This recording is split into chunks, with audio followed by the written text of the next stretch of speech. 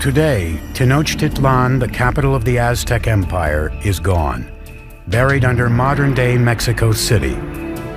But 700 years ago, it was a shining capital on the rise, built by advanced engineers and led by larger-than-life emperors. By the late 15th century, the Aztec population had exploded. Their next great emperor would launch a series of conquests that would rival anything in world history. His name was Ahuitzotl, and he would prove to be an even greater warrior than his grandfather, Moctezuma. By 1502, Ahuitzotl had conquered territory from Mexico's Pacific coast and pushed the empire as far south as Guatemala. His reign was kind of like a golden age. He was a king that opened up transport routes to the coastal areas and to lowland areas where the Aztecs got their greatest luxuries, these shimmering tropical feathers, the gold, the precious stones that the nobles and rulers wore as symbols of their station in life. To transport riches to the heart of the empire, the Aztecs constructed a network of superhighways throughout central Mexico.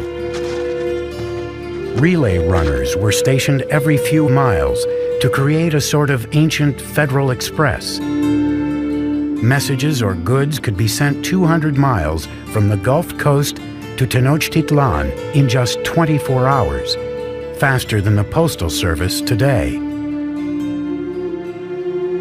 With the empire at its height, the Aztecs under Ahuitzotl embarked on their greatest construction project, a massive pyramid at the very center of Tenochtitlan, the symbol of their absolute power. It was called the Templo Mayor, or Great Temple. The base of the pyramid was 240 feet deep by 300 feet wide and rose to a height of 15 stories. There were at least 117 steps in 2 staircases climbing 200 feet, leading to twin temples to honor the gods of rain and war. The temple was rebuilt on the same location 7 times, beginning in 1325 with the city's founding. As the empire grew, so did the pyramid. Each stage was simply built right on top of the stage before. For floors and walls, the Aztecs applied a lime plaster, which was a form of concrete. Some examples found today remain as hard as modern concrete, even after 500 years.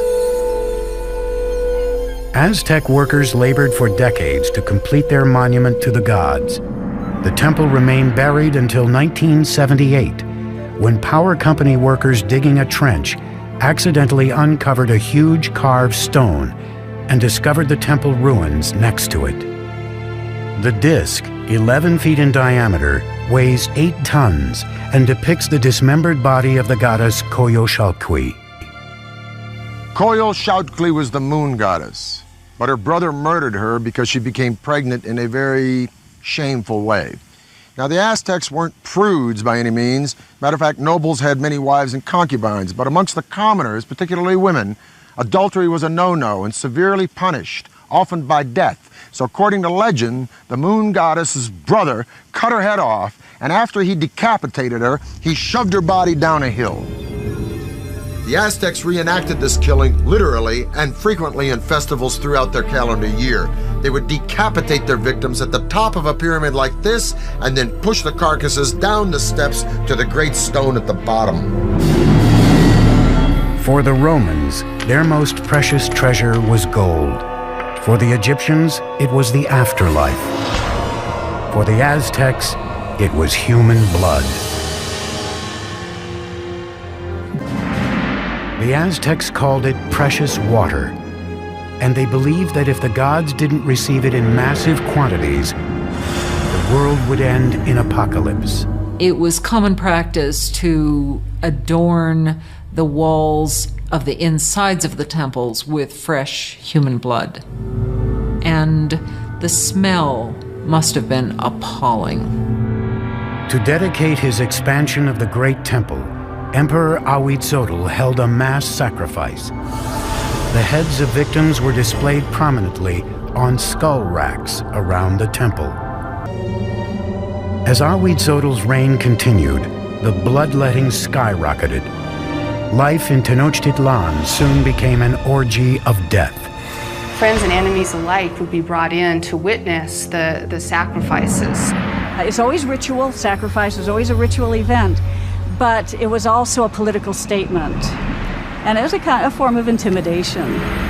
By the time of Ahuitzotl's death, the Aztecs had institutionalized sacrificial killing and turned killing on the battlefield into an art form. They were the America's fiercest fighters, an elite cadre of whom would have a spectacular new mountainside temple dedicated to them. But even they were not prepared for the war of the worlds that was about to descend upon them.